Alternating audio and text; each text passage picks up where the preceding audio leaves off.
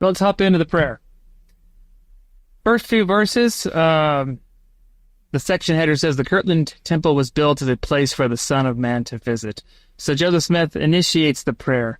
And I found the language used in the prayer very interesting because it very much sounds like the prayer starts by addressing Jesus, which is not typical.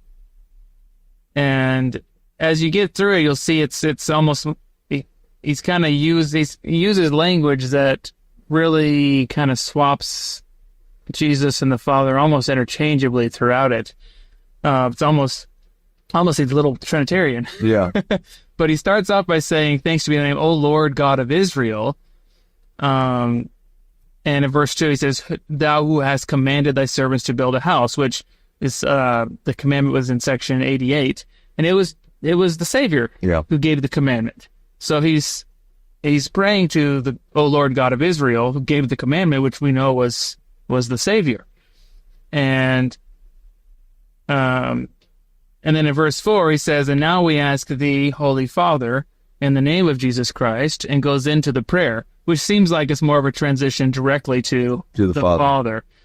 Even though later he will refer to the Father as Jehovah. Which it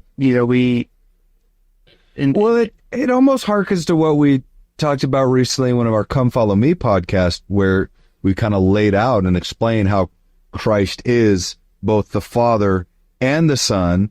And when Christ tells us to pray to the Father, obviously we always interpret that as the Heavenly Father who introduces Christ as his only begotten Son, which I think is absolutely correct. I think that's accurate. That's what Jesus taught. 100%.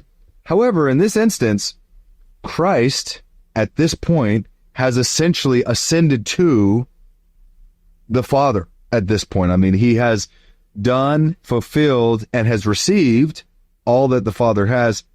So I think this kind of alludes or paints a picture that Christ now is essentially both. I mean, it's reverencing Christ as not only the Son, the only begotten of the Father, but also reverences him as he is the eternal Father now. He has received that inheritance and that glory. We talked about this recently in Messiah, where it talks about how Christ becomes the Father, or we become spiritually begotten children of Christ through covenants, through the atonement. He makes that possible.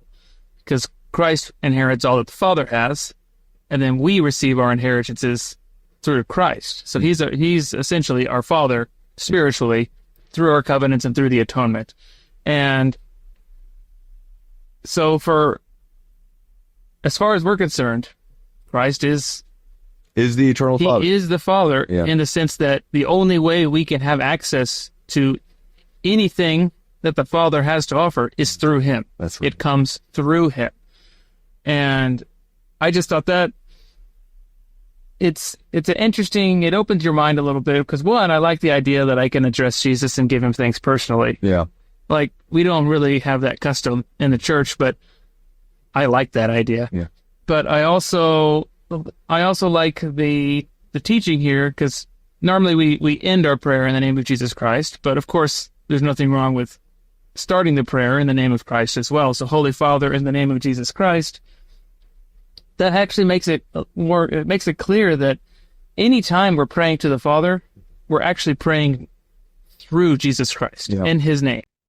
Thank you for watching. If you found this content spiritually enlightening, please like, comment, and subscribe.